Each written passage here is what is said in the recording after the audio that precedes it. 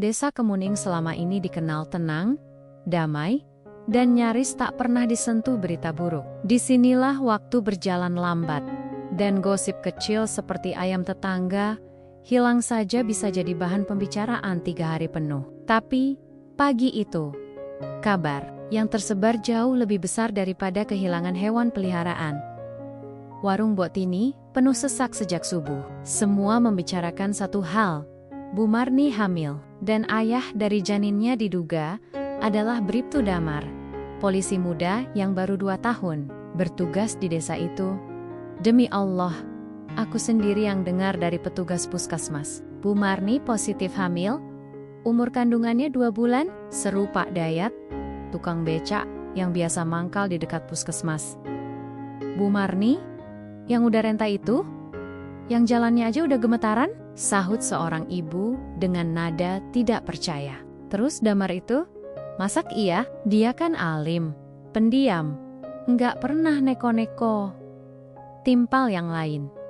Desa kecil itu bergemuruh, gosip merembet lebih cepat daripada api membakar ilalang kering. Orang-orang berkumpul di depan rumah Bu Marni yang cat temboknya mulai pudar, memandangi pintu kayu tua yang tak pernah terbuka lebar sejak dulu. Rumah peninggalan almarhum suaminya itu seolah menjadi pusat skandal. Di halaman rumahnya yang dipenuhi tanaman liar, warga berbisik-bisik, menunjuk, menggeleng, bahkan menyumpah serapah.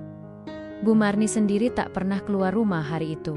Tirai jendela tertutup rapat. Sementara itu, Damar tetap berangkat ke kantor polisi desa seperti biasa. Berseragam rapi, tak menunjukkan ekspresi apa-apa, diam. Bahkan saat beberapa warga menatapnya dengan curiga, ia hanya menyapa sekilas, lalu melangkah masuk ke ruangannya. Kepala desa, Pak Roni, yang biasanya santai dan sering terlihat memancing di sungai, dipaksa turun tangan. Ia dipanggil oleh beberapa tokoh masyarakat untuk mengusut kebenaran rumor tersebut. Pak Roni pun langsung menghubungi pihak puskesmas.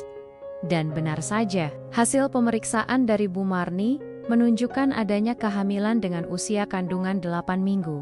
Petugas puskesmas tidak berani memberi pernyataan lebih lanjut karena dianggap urusan pribadi. Tapi mereka membenarkan data medisnya. Bu Marni datang sendiri, bilang perutnya sering mual. Kami kira asam lambung. Tapi setelah dicek, ya, ucap salah satu bidan yang enggan disebut namanya. Pak Roni menarik napas panjang. Ia tahu, ini bukan sekadar gosip biasa. Reputasi desa bisa tercoreng. Warga sudah mulai menyebar cerita kemana-mana. Ada yang bilang Damar kena pelet, ada yang bilang Bu Marni mantan dukun yang berhasil menjerat polisi muda. Bahkan ada pula yang mulai menyambungkan kejadian ini dengan hal-hal mistis. Pernah nggak sih kalian lihat Damar masuk ke rumah Bu Marni malam-malam? Tanya Ujang, tukang tambal ban. Aku pernah, 2 minggu lalu. Kupikir dia nganter sembako. Wah, jangan-jangan dia diritualin. Dimasukin jin, sahut yang lain dengan mata membelalak. Situasi kian memanas. Beberapa orang mulai menyarankan agar Damar dipanggil secara resmi dan dimintai pertanggungjawaban, tapi tak ada yang berani langsung menemuinya. Ada rasa sungkan terhadap sosok polisi muda yang selama ini begitu tertib dan hormat kepada warga. Damar sendiri tak pernah menunjukkan tanda-tanda akan memberi klarifikasi. Ia menjalani hari seperti biasa, menyelesaikan laporan harian, menegur anak-anak yang main layangan dekat kabel listrik, dan ikut ronda malam. Namun semua itu kini tampak lain di mata warga. Kalau dia beneran enggopai ngepen Bu Marni, itu udah keterlaluan. Udah melanggar hukum, moral dan akal sehat, ucap Pak Mahfud. Guru ngaji dilanggar kampung. Di sisi lain, ada juga yang mulai merasa aneh dengan sikap Bu Marni selama ini. Meski usianya dikatakan 65 tahun, penampilannya selalu rapi, kulitnya tak setua nenek-nenek lain, dan ia jarang terlihat sakit-sakitan. Ada juga yang bilang bahwa suara Bu Marni kadang terlalu muda untuk orang seusianya. Aku pernah lihat dia angkat galon sendiri loh, kayak nggak ada capeknya. Ucap Lina, tetangga depan rumah. Gosip berubah jadi spekulasi liar. Mulai dari isu ilmu hitam, pengasihan, santet, Bahkan teori konspirasi bahwa Bu Marni sebenarnya bukan manusia biasa. Ada warga yang menyarankan agar rumah Bu Marni dibacakan doa dan disiram air yasin. Namun, semuanya hanya mengumpul jadi rumor. Tidak ada kepastian, tidak ada kejelasan. Sampai suatu sore, sebuah mobil hitam berpelat luar kota tiba di depan rumah Bu Marni. 2 orang berseragam sipil turun, lalu masuk ke dalam rumah tanpa banyak bicara. Beberapa warga yang mengintip dari balik pohon mangga curiga mereka dari pihak pemerintah atau intel. Malam itu, suasana desa terasa lebih mencekam daripada biasanya. Orang-orang tak lagi duduk di warung untuk mengobrol, tapi berkumpul diam-diam di rumah masing-masing sambil membicarakan hal yang sama. Ada rahasia besar yang disembunyikan di balik rumah tua itu, dan Bribtu Damar pasti tahu lebih banyak daripada yang ia tunjukkan. Sementara di kejauhan, rumah Bu Marni tetap sunyi seperti biasa. Tirainya tertutup rapat, menyimpan satu rahasia yang siap mengguncang bukan hanya satu desa, tapi juga Hoti. Semua yang percaya bahwa umur dan kenyataan selalu berjalan beriringan. Bribtu Damar bukan orang yang mudah ditebak. Di usianya yang baru 27 tahun, dia telah meninggalkan hiruk-pikuk kota dan memilih penugasan di desa Kemuning yang terpencil. Banyak yang menyangka ia terkena sanksi atau sedang dihukum, tapi tak satu pun warga tahu alasan pasti kepindahannya. Yang jelas, sejak hari pertama menginjakkan kaki di desa itu, Damar menunjukkan sikap yang berbeda dari polisi lain. Tidak banyak bicara, tidak suka pamer kuasa, dan selalu menghindari sorotan. Tubuhnya tegap, kulitnya coklat bersih, dan wajahnya bersih dari janggut atau kumis, ciri khas polisi muda lulusan akademi. Ia kerap terlihat membaca buku saat ronda malam, dan tak jarang menjadi imam salat di musola kecil dekat pos polisi. Sosoknya memberi kesan tenang, dewasa, dan terukur. Tapi ada satu hal yang membuatnya tetap jadi teka-teki bagi warga. Damar tidak pernah benar-benar membuka dirinya. Orangnya sopan, tapi dingin. Kayak orang bawa beban, tapi nggak mau cerita, ujar Pak Udin, satpam SD setempat, yang pernah duduk semeja saat ronda. Memang tak sedikit yang bersimpati pada Damar karena sikap baiknya. Tapi sejak kabar kehamilan Bu Marni mencuat, segala simpati itu berubah jadi sorotan tajam. Warga mulai mengungkit semua interaksinya yang dulu dianggap wajar. Ketika Damar tampak masuk rumah Bu Marni sore hari, ketika ia membawa kantong belanja besar ke sana, atau ketika ia sempat terlihat duduk di teras rumah itu, malam-malam sambil berbincang dengan nenek tua tersebut. Semua mulai tampak mencurigakan. Waktu itu, aku kira dia lagi bakti sosial.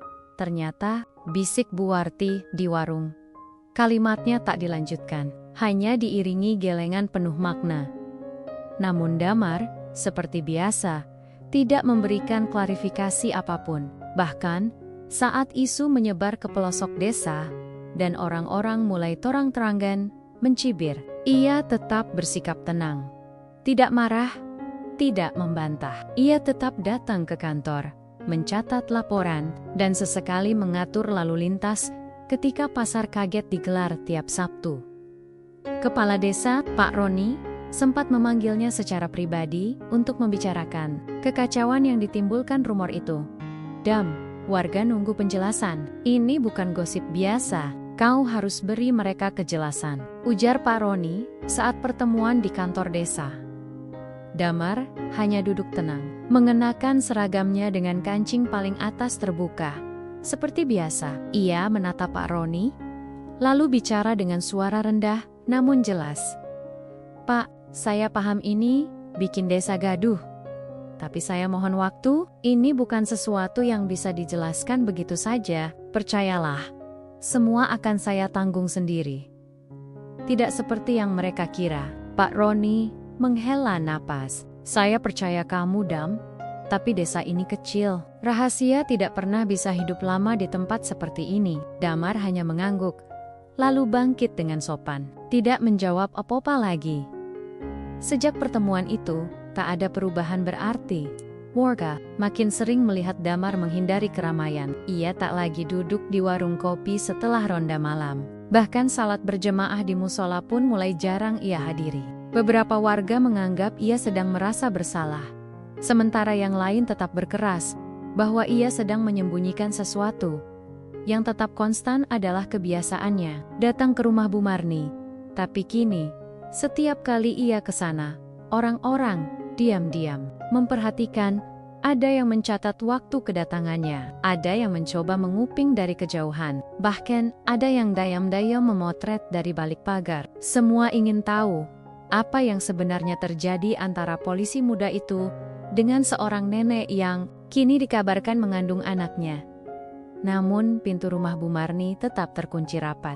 Tak pernah ada suara gaduh, tak ada tanda-tanda kehidupan, kecuali lampu yang menyala. Sebagian warga mulai berspekulasi bahwa Damar telah diguna-guna, bahwa Bu Marni memiliki ilmu pelet, atau bahkan bahwa sosok yang tinggal di rumah itu bukan manusia biasa.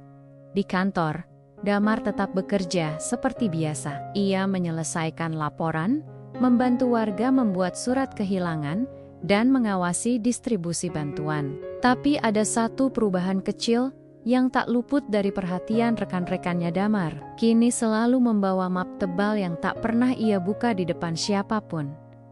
Isinya tak diketahui, tapi ia menjaganya seperti barang berharga. Pernah, Pak Udin iseng bertanya saat mereka jaga malam bersama. Map itu isinya apa sih, Dam? Kok kayak bawa rahasia negara? Damar hanya tersenyum. Rahasia pribadi, Pak. Nanti juga akan terbuka kalau waktunya tepat. Ucapan itu, meski disampaikan dengan santai, justru menambah tanda tanya. Waktu yang tepat seperti apa? Apakah semua ini banner-banner, bagian dari sesuatu yang lebih besar daripada sekadar gosip desa? Sementara itu, diam-diam, Pak Roni mulai melakukan penyelidikan kecil. Ia mencari data kepindahan Damar dari kantor polisi sebelumnya, mencoba menghubungi kontak internal di kabupaten. Namun semua jalur seakan tertutup. Informasi soal riwayat Damar seolah sengaja dirahasiakan. Bahkan rekam jejak tugasnya di kota tidak bisa diakses tanpa izin resmi. Orang ini bukan orang sembarangan, gumam Pak Roni. Namun belum ada kesimpulan yang bisa ia sampaikan ke warga. Ia hanya bisa berharap bahwa Damar, dengan segala ketenangannya yang misterius, benar-benar bukan seperti yang semua orang pikirkan. Sebab, jika tuduhan itu benar, maka bukan hanya nama baik desa yang dipertaruhkan tapi juga kepercayaan seluruh masyarakat terhadap sosok yang seharusnya menjadi pelindung hukum. Dan sampai hari itu berlalu, satu hal tetap tak berubah. Damar tetap menjaga jarak, tetap bungkam, dan tetap setia datang ke rumah itu, seolah menyembunyikan sesuatu yang lebih dalam daripada sekadar skandal biasa. Bu Marni, dalam bayangan warga desa Kemuning selama ini, adalah sosok janda tua yang hidup tenang dan menyendiri. Rumahnya berada di tepi desa, tak jauh dari kebun bambu, dikelilingi pagar kayu setinggi pinggang. Ia mulai tinggal di sana sekitar 1 tahun lalu, setelah membeli rumah itu dari anak Pak Rikun yang pindah ke kota. Sejak saat itu, tak banyak yang tahu siapa dia sebenarnya. Semua hanya menerima kehadirannya, seperti menerima daun gugur. Tak menimbulkan riuh, tapi perlahan menjadi bagian dari keseharian.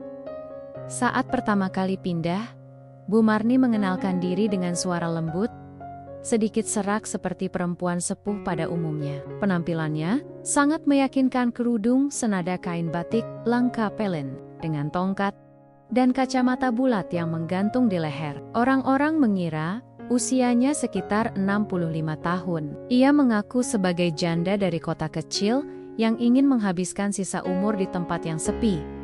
Tak ada yang menaruh curiga. Tapi setelah kabar kehamilannya tersebar, banyak warga mulai mengingat hal-hal aneh yang dulunya mereka abaikan.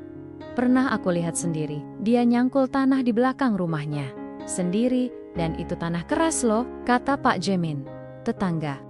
Pailing dek, aku heran waktu itu. Tapi kupikir, mungkin dia cuman keras hati, nggak mau dibantu. Beberapa ibu mengaku pernah melihat Bu Marni berjalan cepat, saat belanja di pasar, bahkan mendahului anak muda. Tapi begitu ada yang memperhatikan, langkahnya tiba-tiba berubah pelan dan tertatih. Seolah dia sengaja memainkan perannya.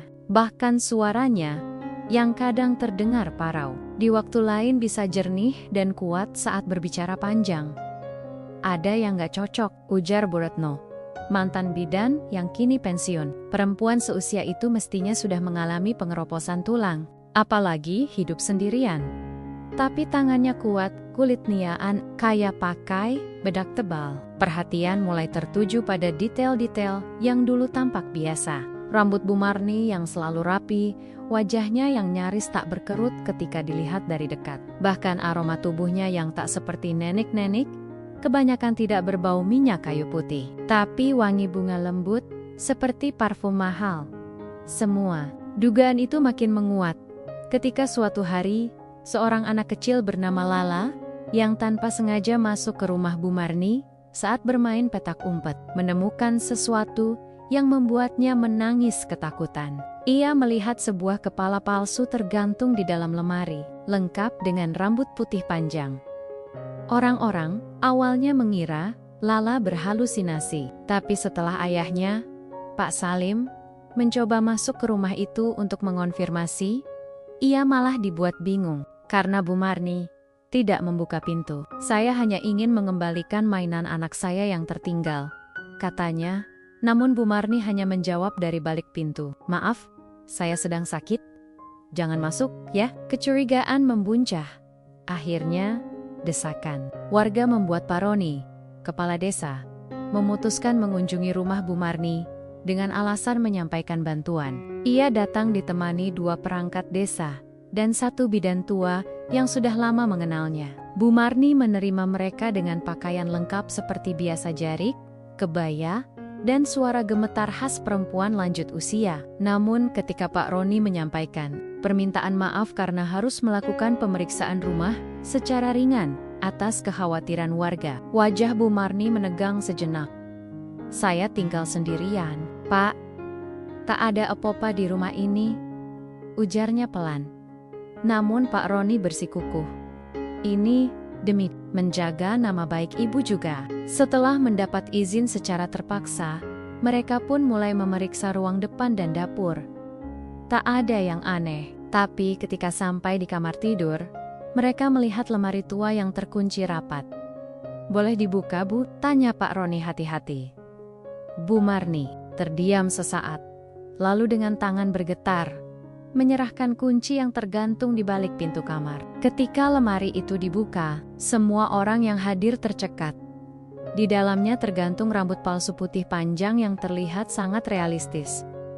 Di sebelahnya, tersimpan beberapa lapisan prostetik wajah busa silikon berkerut, lengkap dengan cat pewarna kulit. Ada juga 1 set makeup tebal berwarna abu-abu dan coklat kusam, serta 1 kotak kecil berisi lensa kontak keruh, yang membuat mata terlihat lebih tua dan sayu. Semua diam. Bu Marni menendak. Saya bisa jelaskan, katanya pelan.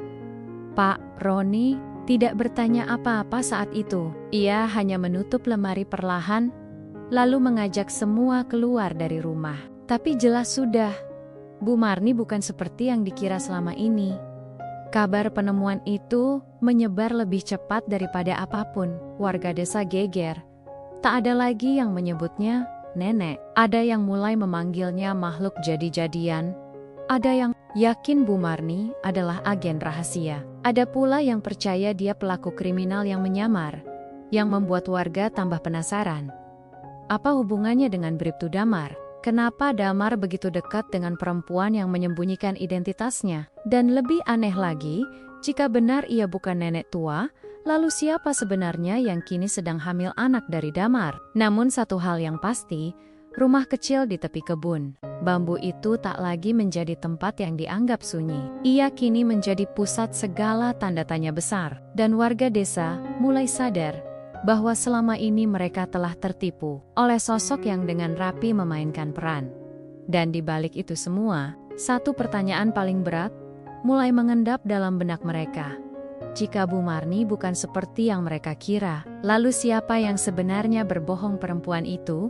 atau polisi muda yang selama ini mereka percaya. Langit malam di desa Kemuning tampak gelap pekat. Hanya suara jangkrik dan tiupan angin yang menyapu dedaunan menjadi musik latar bagi sebuah pertemuan yang tidak biasa. Di pendopo balai desa, beberapa tokoh penting berkumpul secara tertutup. Roni sang kepala desa, Pak Mahfud tokoh agama, Bu Retno mantan bidan, serta dua perwakilan warga yang dianggap netral dan bijak. Mereka duduk melingkar.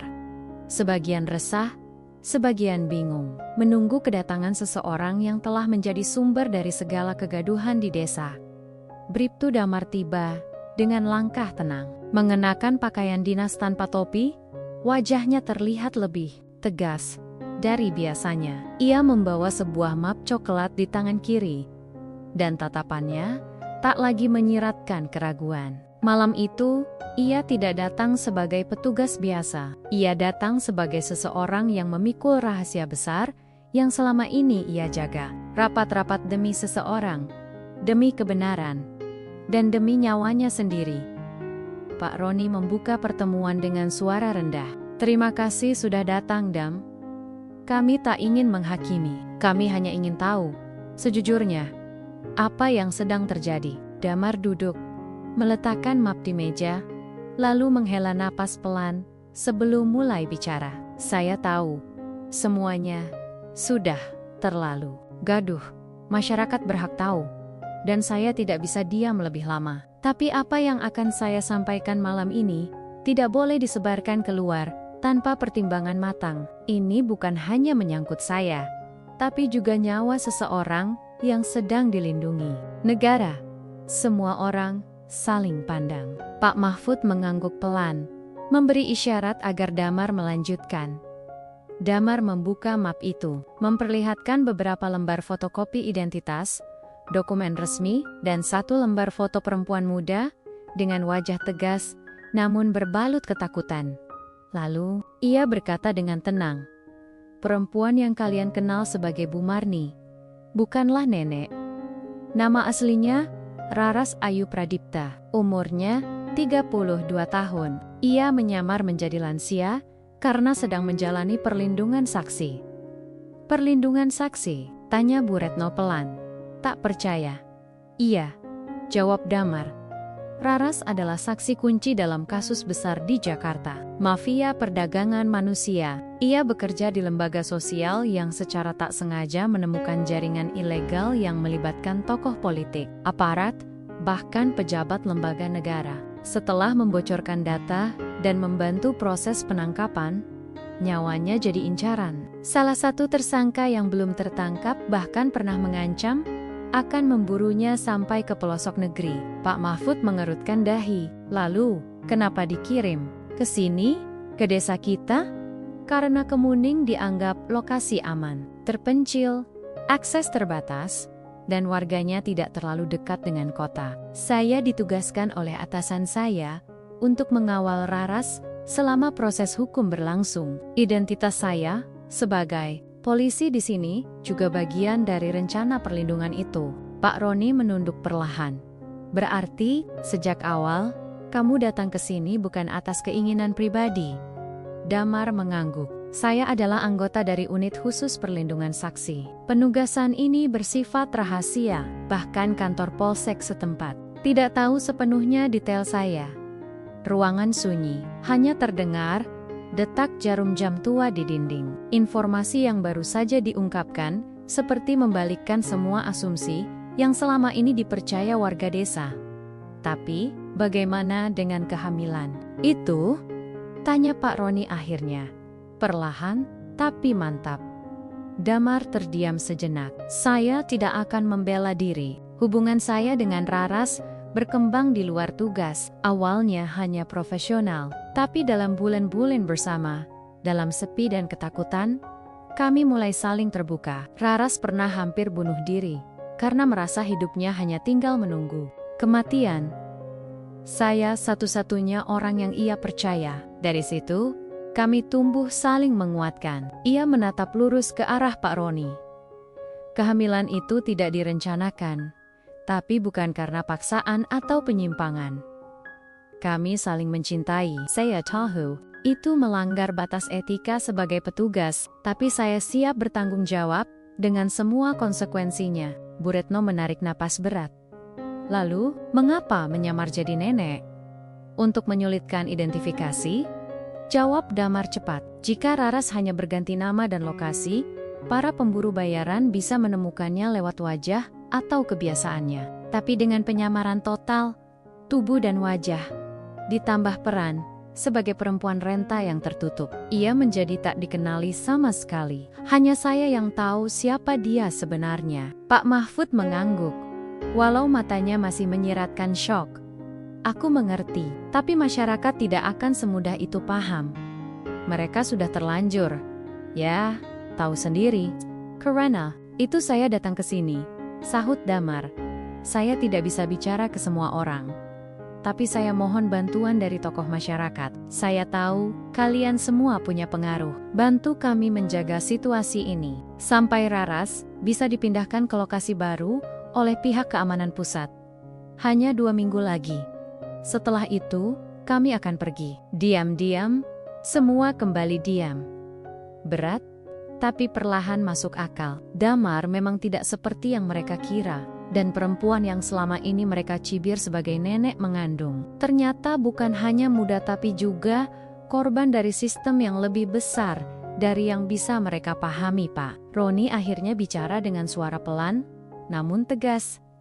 Baik, Dam, aku akan bantu. Tapi ada satu syarat. Apa itu, Pak? Kau harus bicara jujur pada masyarakat soal tanggung jawabmu. Tak perlu membuka semuanya, tapi cukup untuk menenangkan mereka. Karena bagaimanapun, yang mereka tahu sekarang, kau adalah laki-laki yang menghamili seorang nenek. Dan itu sulit mereka terima tanpa penjelasan sedikitpun. Damar mengangguk mantap. Malam itu, pertemuan ditutup tanpa sorak-sorai atau tepuk tangan. Tapi ada kesepakatan, ada titik terang. Rahasia yang selama ini menggantung di udara, mulai menemui bentuk. Para tokoh masyarakat pulang satu persatu, membawa beban baru, menjaga rahasia demi keselamatan seseorang. Dan Bribtu Damar, malam itu, berjalan pulang, melewati jalan desa yang lengang, menatap rumah tua di ujung jalan, yang lampunya masih menyala. Di balik tirai jendela itu, perempuan bernama Raras, duduk menunggu, menatap keluar dengan wajah tanpa keriput. Seorang saksi, seorang korban, dan kini seorang calon ibu. Setelah malam pengakuan itu, hidup Damar tak lagi sama. Ia merasa beban yang selama ini menekan dadanya perlahan terangkat, walau belum sepenuhnya hilang. Rahasia telah ia buka, setidaknya, kepada orang-orang penting di desa. Tapi, beban baru pun hadir, menunggu waktu yang tepat untuk benar-benar pergi bersama Raras, meninggalkan Kemuning dan semua rumor yang telah membelit mereka. Di balik wajah dingin dan langkah tegapnya, Damar menyimpan gejolak yang tak banyak orang tahu. Hubungannya dengan Raras bukan tumbuh karena waktu yang lama, tapi karena keintiman dalam keterasingan. Dua orang yang dikurung dalam rasa takut, bersembunyi dari dunia luar, hanya bisa saling berbagi pelukan ketika semua pintu tertutup rapat. Hari-hari awal penugasan, Damar hanya melihat Raras sebagai objek perlindungan. Ia menjaga jarak, menjalankan prosedur. Tapi setiap malam, ketika Raras duduk di bawah lampu redup sambil membaca buku tua, ia mulai melihat sisi lain perempuan itu, seseorang yang pernah menjadi aktivis berani, yang kini terjebak dalam tubuh dan peran palsu, yang menanggung luka lebih dalam dari yang bisa dibayangkan. Raras jarang bicara soal masa lalunya, tapi luka itu terlihat jelas di matanya. Saya dulu berpikir bisa menyelamatkan banyak orang, katanya suatu malam. Ternyata, menyelamatkan diri sendiri saja hampir tak bisa. Damar tak menjawab, hanya duduk di sampingnya, mendengarkan. Perlahan, ia mulai membantu bukan sebagai petugas, tapi sebagai teman. Ia menyeduhkan teh, mengantar buku, bahkan menanam bunga bersama di halaman belakang, agar rumah tua itu terasa sedikit hidup. Raras mulai tertawa lagi. Awalnya canggung, lalu tulus. Ia bisa menjadi dirinya, walau hanya di dalam rumah itu. Stan, Damar, yang selama ini menjalani hidup dengan disiplin kaku, mendapati hatinya mulai retak oleh hal yang tak ia rencanakan. Rasa cinta, tak ada deklarasi, tak ada janji manis, hanya kehadiran yang konstan, tatapan yang menenangkan, dan pelukan yang terasa aman. Damar adalah satu-satunya laki-laki dalam hidup Raras yang tidak melihatnya sebagai beban, ancaman, atau objek. Hubungan fisik mereka tidak terjadi dalam badai emosi atau nafsu sesaat. Itu lahir dari kepercayaan yang pelan-pelan dibangun. Itu, saat hujan deras mengguyur desa dan listrik padam, mereka saling mendekap, dalam diam. Tidak ada kata cinta. Tapi tubuh mereka berbicara dengan cara yang tak bisa dibantah. Keintiman itu bukan sekadar pelarian, itu adalah penyatuan dua jiwa yang selama ini sama-sama hilang. Pagi harinya, Damar hanya berkata, "Kalau semua ini berakhir, aku ingin kita pergi bersama. Bukan sebagai pelindung dan saksi, tapi sebagai dua orang biasa." Raras menatapnya, mata berkaca. "Aku pun ingin. Tapi apa dunia akan izinkan?" Mereka tahu hubungan itu tak akan diterima mudah. Damar adalah aparat negara. Raras adalah saksi kasus kriminal besar. Dan di atas segalanya, dunia luar hanya tahu Rara sebagai nenek hamil, yang kabarnya digoda polisi muda. Cinta mereka adalah teka-teki yang tak bisa dijelaskan dalam satu kalimat. Lalu kabar itu menyebar, jauh lebih cepat dari langkah mereka. Ketika hasil pemeriksaan kehamilan bocor, rumor pun meledak. Raras yang selama ini menyamar sebagai Bu Marne jadi bahan cemoohan. Damar dianggap mencemarkan nama baik institusi. Orang-orang tak tahu cerita di baliknya, dan tak semua peduli. Mereka hanya melihat satu hal, seorang pria muda menghamili perempuan yang dikira nenek. Rara sangat terpukul. Ia menangis dayam-dayam selama berhari-hari, tidak makan, dan menolak bertemu siapapun, termasuk Damar. Ia merasa harga dirinya hancur. Dulu, ia dikenal sebagai perempuan berani. Kini, ia disebut sebagai bahan aib. Bahkan, dituduh menggunakan ilmu hitam untuk menjerat laki-laki. "Kalau aku pergi sekarang, semua ini akan berhenti," katanya lirih suatu malam. "Kau akan bebas, Dam. Aku yang hancur, bukan kau." Damar hanya menggenggam tangannya. "Kau pikir aku ingin bebas darimu? Ini bukan tentang malu atau aib. Ini tentang kita. Kalau mereka mau menghukum, biar aku yang dihukum. Tapi, jangan pergi. Jangan menyerah sekarang." Perkataan itu membuat Raras kembali membuka matanya. Ia tahu, Damar tak sedang memainkan peran. Pria itu tak pernah berkata banyak, tapi setiap tindakannya adalah bukti cinta yang nyata. Akhirnya, mereka mengambil satu keputusan penting. Menikah, diam-diam.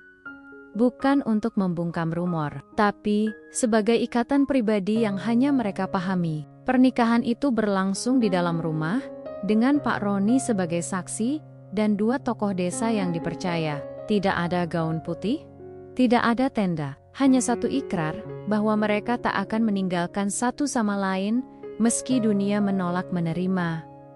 Damar tahu, ini bukan akhir dari badai.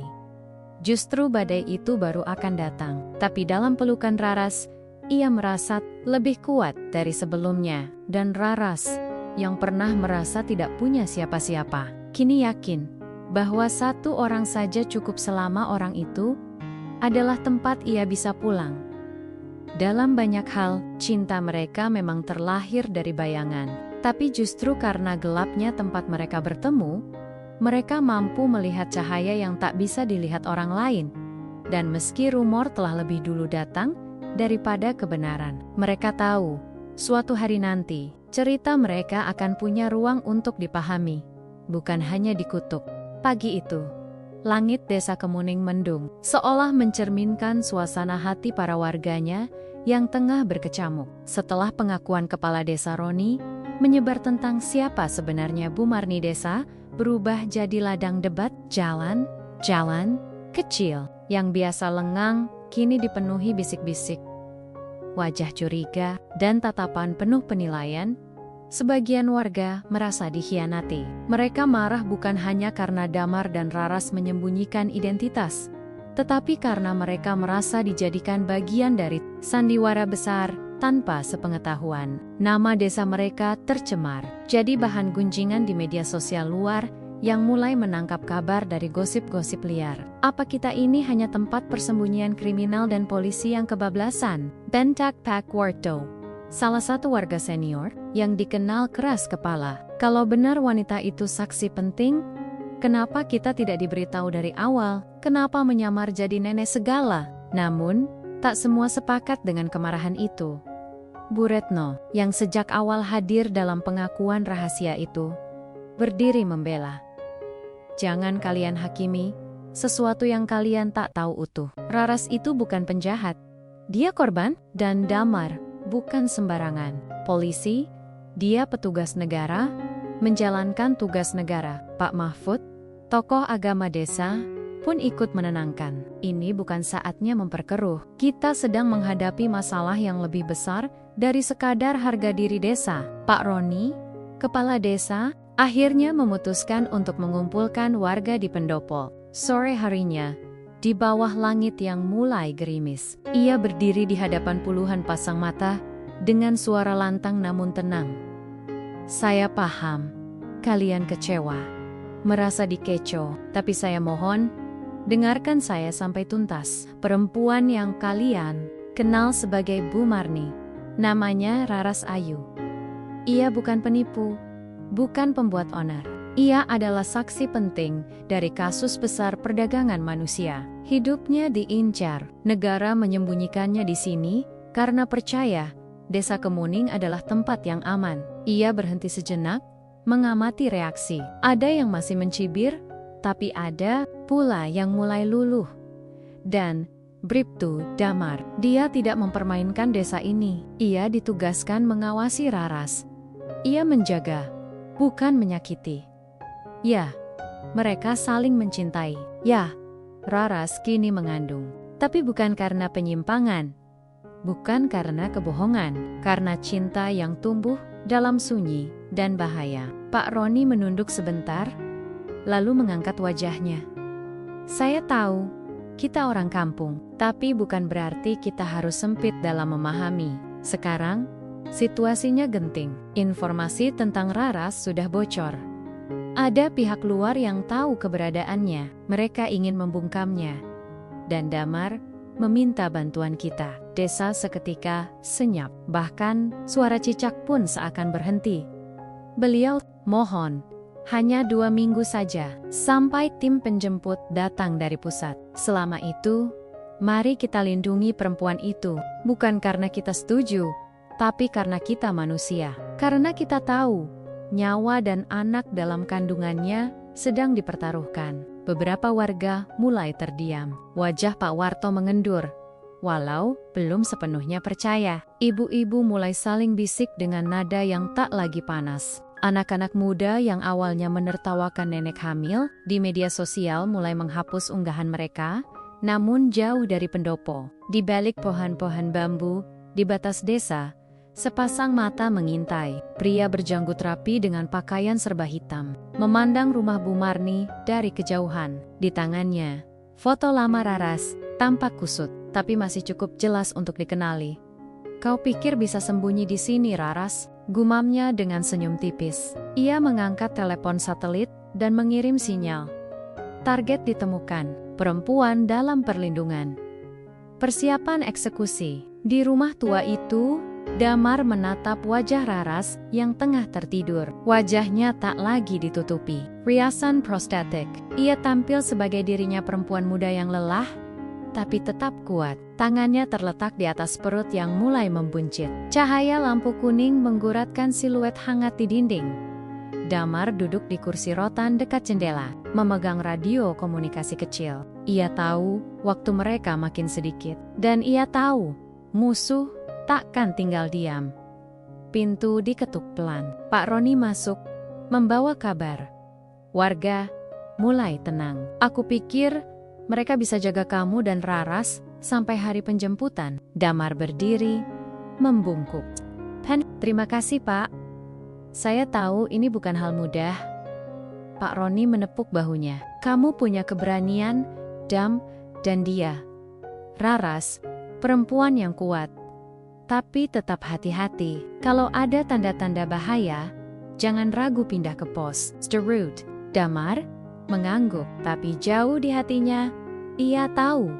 Jika musuh sudah menemukan lokasi, hanya ada dua pilihan. Melawan, atau kabur lebih awal.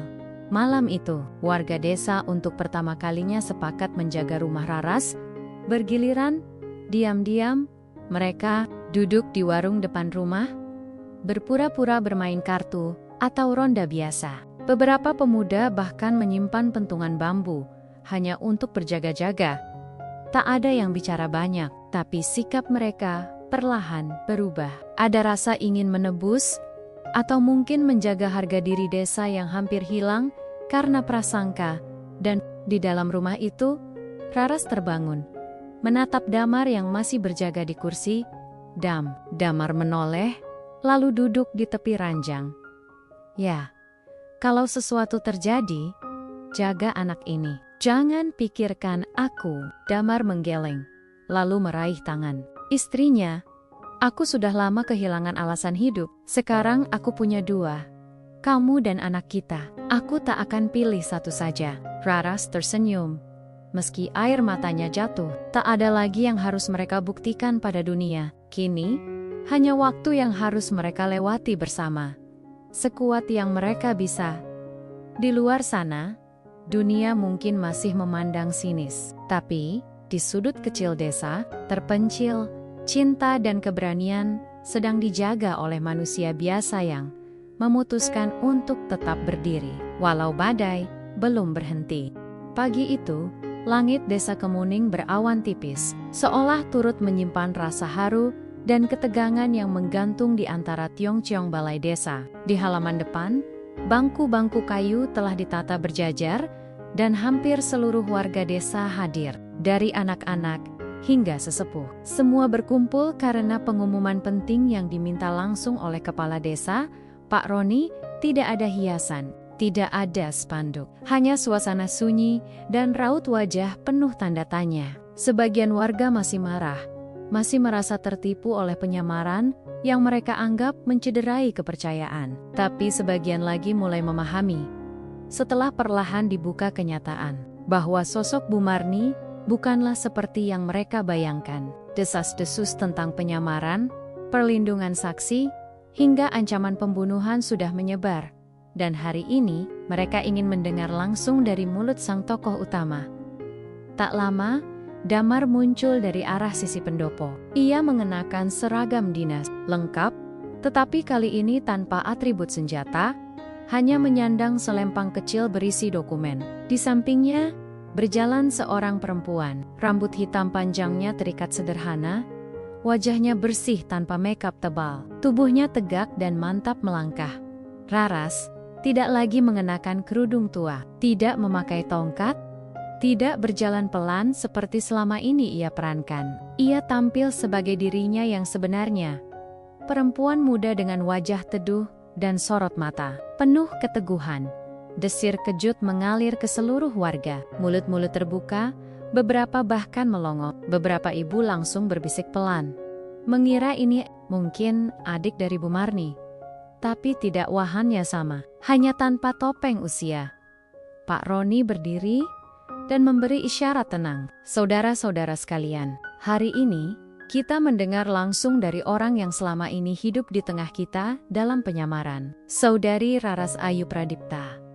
Suara Pak Roni disambut sunyi. Lalu Raras naik ke depan, berdiri di tengah forum. Suaranya bergetar ketika mulai berbicara. Saya tahu, saya sudah menipu kalian semua. Saya menyamar sebagai seorang nenek karena hidup saya dalam ancaman. Bukan karena saya ingin menipu atau mempermainkan siapapun, tapi karena saya harus bertahan. Ia menunduk sejenak. Damar berdiri di samping, menopang dengan kehadirannya. Saya adalah saksi dari kasus besar perdagangan manusia yang melibatkan tokoh-tokoh berpengaruh. Saya menyaksikan sendiri bagaimana perempuan-perempuan dijual, disiksa, dan dibungkam. Ketika saya memutuskan membongkar semuanya, saya tidak tahu bahwa saya juga akan menjadi buruan. Ia menarik napas, lalu menatap wajah-wajah di hadapannya. Saya tidak punya siapa-siapa, tidak punya keluarga yang bisa saya datangi. Program perlindungan saksi menempatkan saya di sini. Dan demi menjaga keselamatan, saya harus menjalani hidup sebagai orang lain. Menjadi seseorang yang tak akan dicurigai. Seorang nenek renta, sendirian, tidak berdaya. Beberapa warga menunduk, ada rasa malu, ada rasa iba, dan dalam kesepian. Itulah saya bertemu Damar. Ia ditugaskan melindungi saya, tapi ia juga menjadi satu Satania yang membuat saya merasa seperti manusia lagi. Ia memperlakukan saya dengan hormat, dengan tulus. Ia tahu siapa saya sejak awal, tapi tidak pernah melihat saya sebagai beban. Raras menoleh sebentar ke arah Damar, lalu kembali menatap warga. Hubungan kami tumbuh bukan karena permainan, tapi karena kami saling menyelamatkan. Saya tahu, kehamilan ini membuat banyak dari kalian terkejut, tapi saya mohon, jangan lihat itu sebagai aib. Kami tidak melakukan dosa. Kami hanya dua orang yang berusaha bertahan, mencintai, dan kini membangun hidup dari reruntuhan yang dulu saya kira tidak bisa diperbaiki. Pak Mahfud, tokoh agama desa, berdiri perlahan. Ia memandang Raras dengan sorot tajam, tapi lembut. Ananda, Raras, kita semua adalah manusia. Jika niatmu benar dan cintamu tulus, maka tak ada dosa di situ. Kita semua pernah tersesat dalam prasangka, tapi jika kalian saling menguatkan dalam kebaikan, maka desa ini tak berhak melempar batu. Beberapa warga mulai mengangguk pelan. Bu Retno yang duduk di barisan depan meneteskan air mata. Ia sendiri pernah menjadi bidan, tahu bagaimana trauma bisa mengubah hidup seseorang. Melihat perempuan muda sekuat ini berdiri mengaku dan memohon pengertian, hatinya tersentuh. Raras lalu menunduk dalam. Saya dan Damar akan pergi dari desa ini 2 hari lagi. Saya tidak tahu apakah hidup kami akan lebih aman. Tapi saya tahu, di sini saya pernah merasa hidup. Saya ingin kalian tahu, saya berterima kasih atas setiap senyuman, setiap sapaan, bahkan kecurigaan kalian. Semua itu membuat saya sadar bahwa saya bukan hantu. Saya nyata. Saya ingin hidup. Damar maju 1 langkah. Saya memohon satu hal terakhir dari kalian. Dalam 2 hari ke depan, kami mungkin akan diawasi. Oknum lama sudah tahu keberadaan Raras. Jika kalian melihat orang asing mencurigakan, mohon laporkan ke saya. Ini bukan soal saya atau dia. Ini soal seorang ibu yang sedang mengandung dan mencoba menyelamatkan hidupnya. Sunyi sesaat, lalu tangan Paroni terangkat. Kita jaga mereka. Kita bantu mereka pergi dengan selamat. Tepuk tangan tidak meledak, tapi beberapa warga mulai berdiri, memberi anggukan, memberi senyum tipis. Mungkin belum semua bisa memaafkan, tapi kini mereka paham, cinta kadang tumbuh di tempat paling asing, dan keberanian tidak selalu dalam bentuk senjata kadang. Ia hadir dalam bentuk perempuan muda yang rela memakai topeng keriput demi bertahan hidup. 2 hari kemudian, saat fajar menembus kabut tipis desa Kemuning, sebuah mobil hitam berhenti di gerbang utama. Raras keluar, mengenakan pakaian sederhana, wajahnya terbuka. Damar membukakan pintu untuknya. Beberapa warga berdiri di pinggir jalan, memberi salam terakhir. Tak ada kata perpisahan yang menyayat, hanya diam yang menghangat. Dan ketika mobil itu melaju meninggalkan desa, semua orang tahu. Mereka tidak sedang melepas orang yang menyamar, tapi sedang mengantar 2 manusia yang memilih hidup meski harus menyamar dalam cinta yang sebenarnya sangat nyata.